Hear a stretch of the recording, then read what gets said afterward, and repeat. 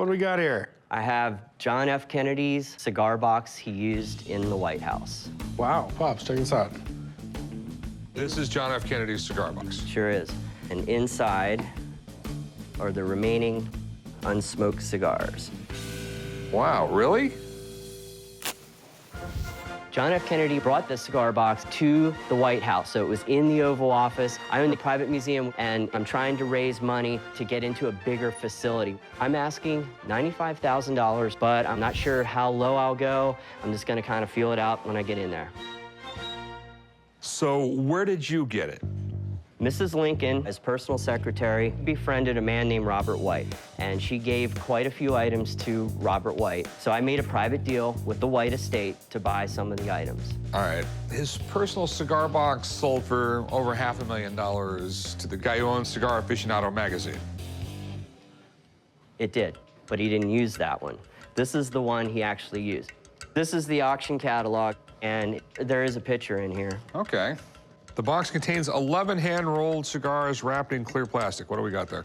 8. There's a few missing. So someone smoked 3 of the cigars. Not me. That's how I got it. Perfecto Garcia incense? Is that what it says on them? Perfecto Garcia incense, yes. These are the ones that were left over. You know, if he would have lived, these would have been smoked. JFK absolutely loved his cigars. And to actually have a cigar box that sat on his desk in the Oval Office is just one of those things I can only dream about. Do you have paperwork on this stuff? Mm-hmm. It's documented by his personal secretary, Evelyn Lincoln. All right. She was there every day, and here you can see a description of the box. This brown mahogany cigar box with a silver plaque was given to President John F. Kennedy by a friend on his birthday, May 29th, 1962. Okay. Do you have a receipt from White? I don't have that with me. See, the whole thing is, I hate it when, like, the chain of custody is broken, you know what I mean? This is one of those once-in-a-lifetime items. If I let this thing walk out the door, I'm never gonna see another one like it. How much are you asking? Well, as you know, the other comparable one went for $500,000 or so. I need some quick cash, or else I would just put that in an auction and get 150, 200 grand, whatever it's gonna go for. I'll give it to you for $95,000. I think the auction estimate was 100 and it didn't meet it. And you have some other documentation from the White collection that you bought all this stuff from. I could get you a letter from Robert L. White's widow saying that I purchased the entire collection. Okay. I'll give you 50 grand.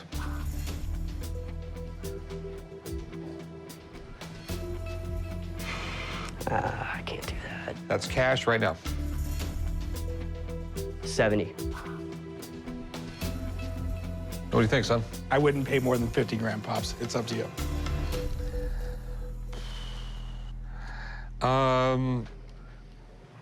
I'll go 60. All right, it's all on you. I'm out.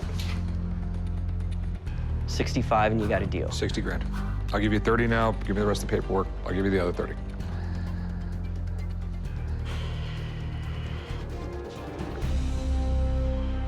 Got it, man. All right. Meet you right over there, and we'll do some paperwork. Okay. I took 60. It's fine, because if I would have put it in an auction, I would have had to wait about 6 months. We need money now to get this new facility, so I'm good. Here is John F. Kennedy box, 1962, sitting on the White House, Oval Office. The desk? At his desk. Wow. Hey, Rick, can you answer a couple questions for me? Sure. He's the one that bought it. Hey, so what's up? I'm interested in your cigar box. Okay. Well, I've got some extra money laid back, looking for something of historical significance. That was John F. Kennedy's. It sat on his desk in the Oval Office.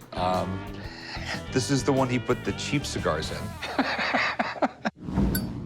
I came to Vegas with my wife for a convention, and, you know, we always stop in the pawn shop just to look at the different historic things. When I first saw the cigar box, I really kind of wanted to hear the story.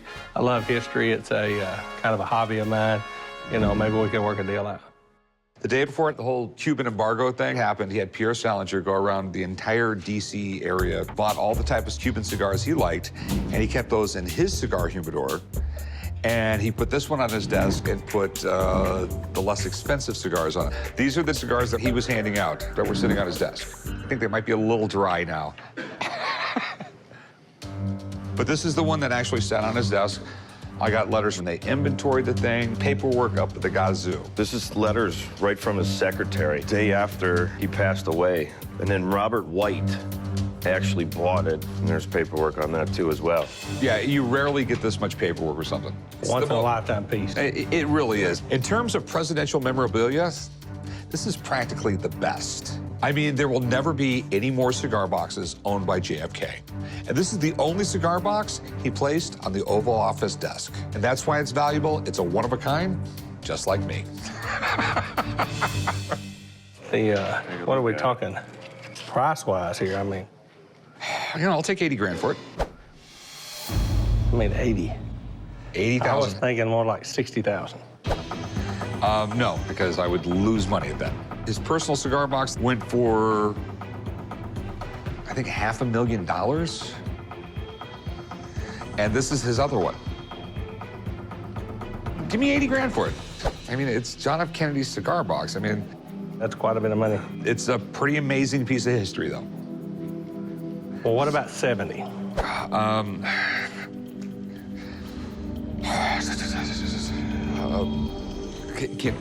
Can you give me like 78? 72.5? 75 is what I could take. It really is. It's 75. It's a fair price. And honestly, I'm not going to go any less.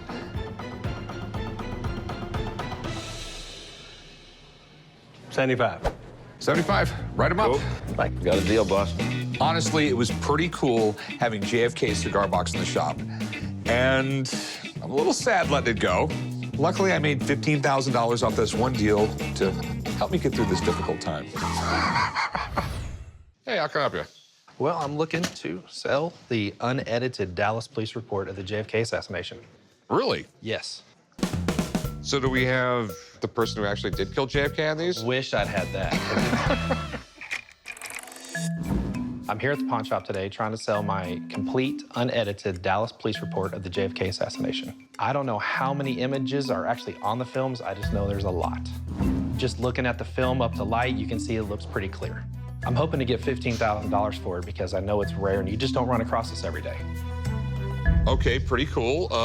Where did you get this? It was my father-in-law's, and it was his father's before that.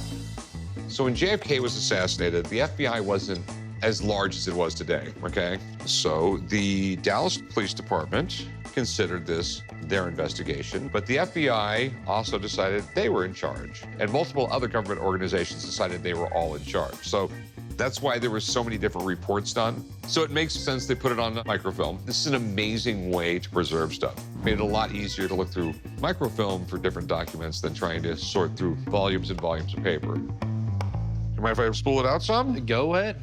Oh, there we go. There's a billion pieces of paper in here, and it's too small for me to read. Yeah. And you're saying these are the originals? It's a master negative copy. Okay, and what exactly is a master negative copy? I would assume that it's just whatever they decided to print, if they printed anymore, this was the one they went to. I mean, is there only one master negative? I couldn't tell you. All right. How much you want for it? Looking to get $15,000. Can I have someone look at it? Absolutely. I don't even know how to tell if this is the original, but I know a guy who knows everything about it. Awesome. I'll be right back. All right, thanks. Okay. I would love for an expert to come in and look at it to prove that it's worth at least $15,000. So these are the microfilm of the police report from Dallas on the JFK assassination. I mean, everyone remembers where they were when JFK had been shot. It was a monumental moment in history. I was in grammar school when this happened. You know, this was a huge thing. You know, after the Kennedy assassination, the Dallas PD started investigating it, but the FBI had already investigated Lee Harvey Oswald because he was kind of on their radar, but they had missed the fact that he was also enough of a lunatic that he was going to kill the president. And so they didn't want that to come out. So the government was trying to cover stuff up. Of course, yeah. So these are the master. Negative copy. Back in the mid-70s, microfilm. It was a great way of making copies of a large mass of paper and making it available. The master negative was the one that you did not let anybody put through the machine. But everybody wanted copies. And the one problem with microfilm is as you were using it, as you put it through the machines to be able to see what was on this, they would get scraped. After a while, it was impossible to read some of what was on it. Now, if this is, in fact, the documents from the Dallas PD on the Kennedy assassination, like you're saying, this is a collectible piece to have. And I can't tell you that without seeing them. One way that we could see if these are, in fact, a master negative is I would have to look in a microfilm reader. And the only one that I know of that we could probably use is at the public library. Are you cool with that? I'm cool with it. Let's just make sure they are master negative, and let's go from there. Okay. Because if they're the masters, they'll be really high quality, correct? Yes. Okay. Sounds like a plan. Sounds great. So I'll meet you guys at the library. Awesome. So this is it? This is it. That is fancy. Wow.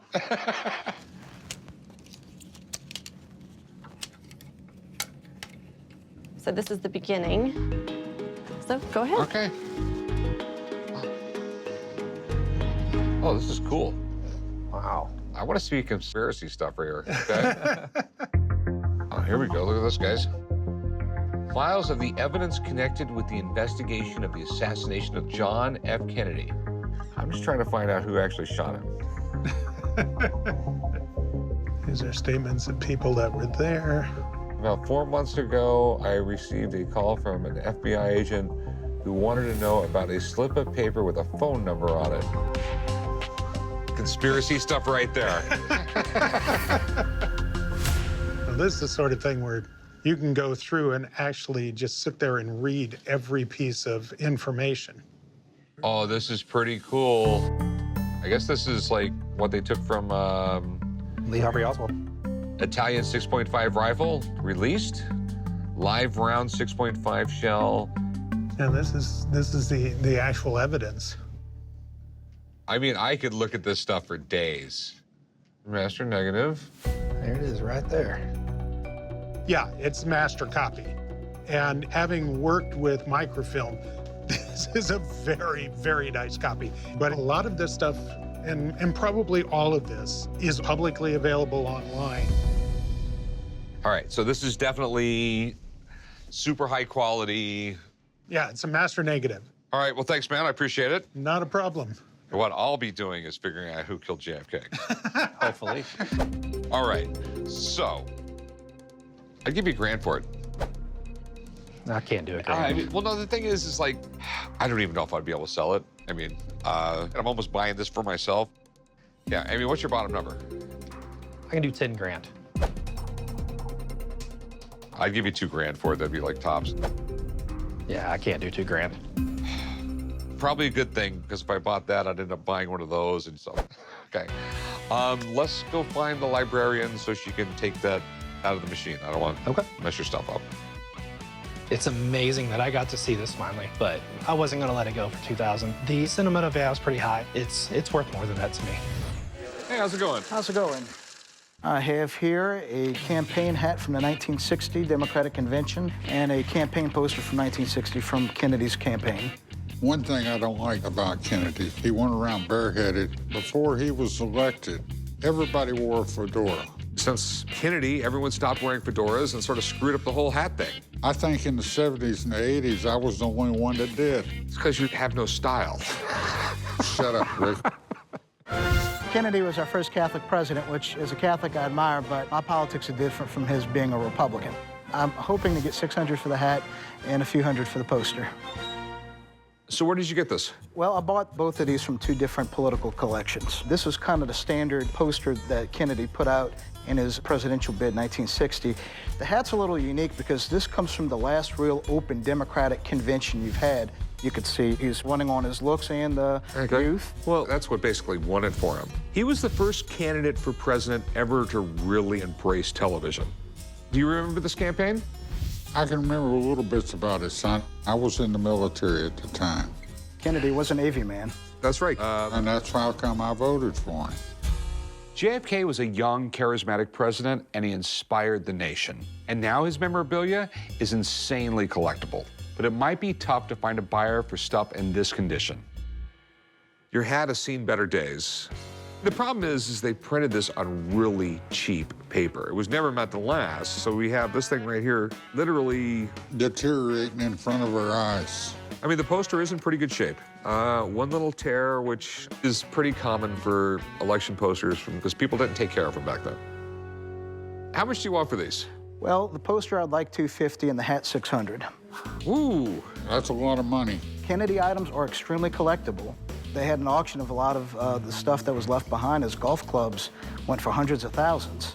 There's a big difference between stuff from the election and stuff you actually own.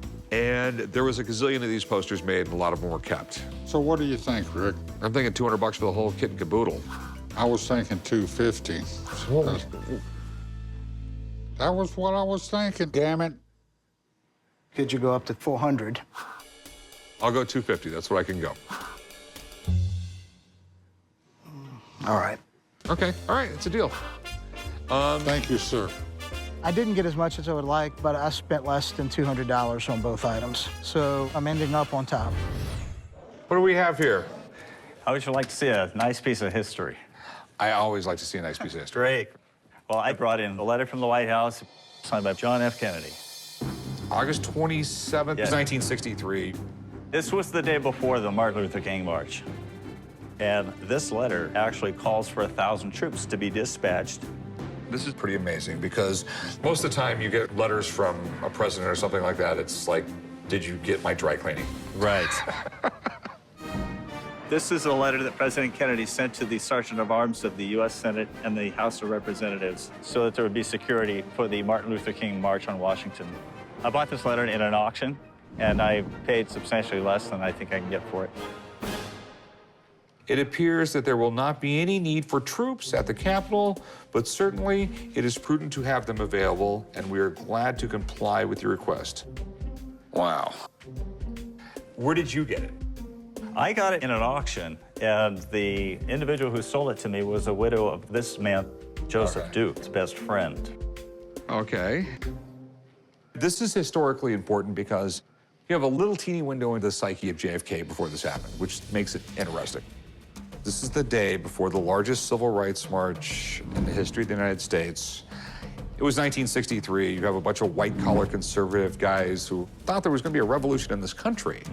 And basically, what he's saying in this letter is, I don't think there's going to be a problem. The March on Washington changed the course of American history. It was where Martin Luther King Jr. gave his legendary I Have a Dream speech. To have something with ties to the speech and JFK's signature, it almost seems too good to be true. So you're looking to sell it? Yes. How much are you looking to get? I'm looking for about $15,000. Have you had this checked out by anybody? I've had one autograph expert look at it, Okay. and he's licking his chops to get his hands on it. Okay. That is not Kennedy's standard auto pen. But let me have someone I know check it out, okay? Okay. Just hang out. All right.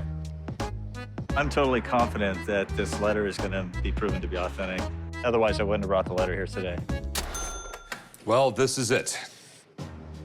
This is probably one of the most important things, in Kennedy's presidency. A lot of things to think about with Kennedy. He didn't really like to sign his name much. I mean, he could care less about it.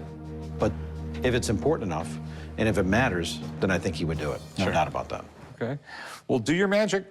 Okay.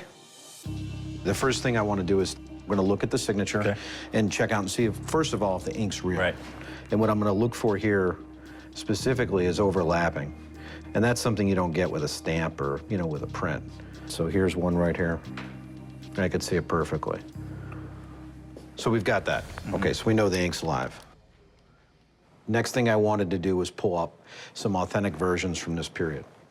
This is a letter from 1961. And the thing with Kennedy is this great flow he had to his signature.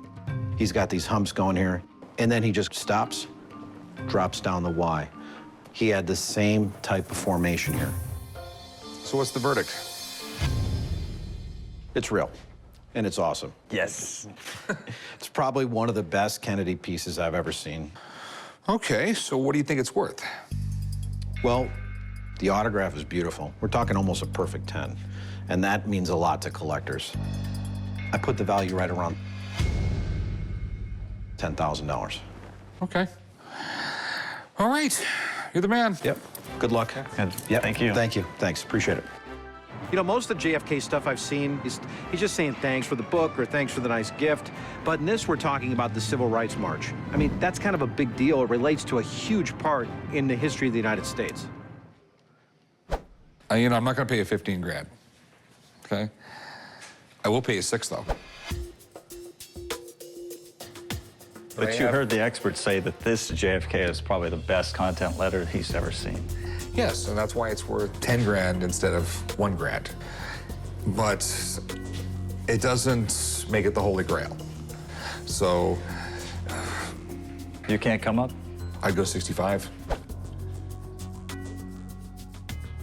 I told myself that I would need 8,000 and that I wouldn't go any less.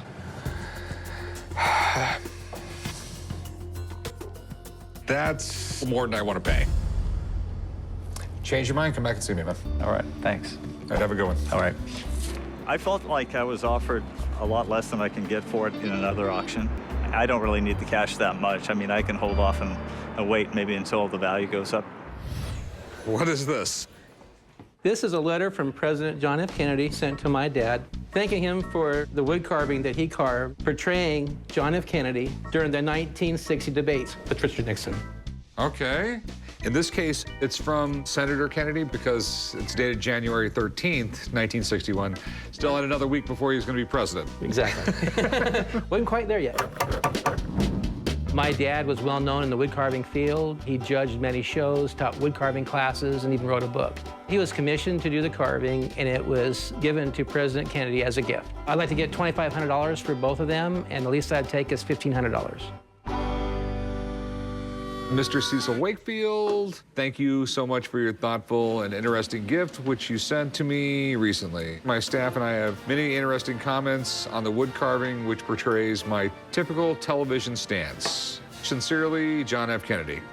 Okay, so the one he actually gave Kennedy was Kennedy standing at a podium. Yes. Here is a picture of the carving. This is an article in the Washington Evening Star. And of course, this was a gesture that President Kennedy used quite often during the debates. And he'd make a point to Richard Nixon, he would point his finger. And this is another one that he carved as well. I got to admit, that's a hell of a job. It really is. This isn't the carving, though, that's on the newspaper clipping right here. No, he carved a couple of them.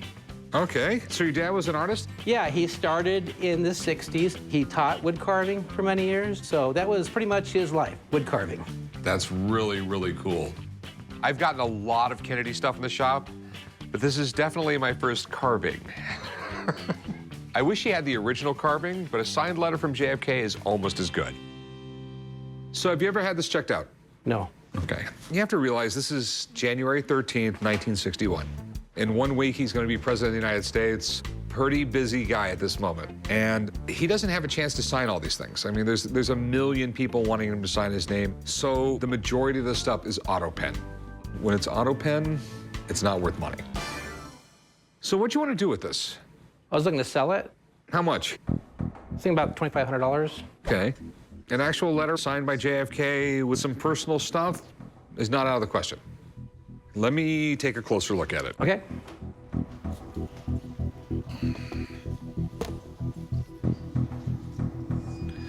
Okay.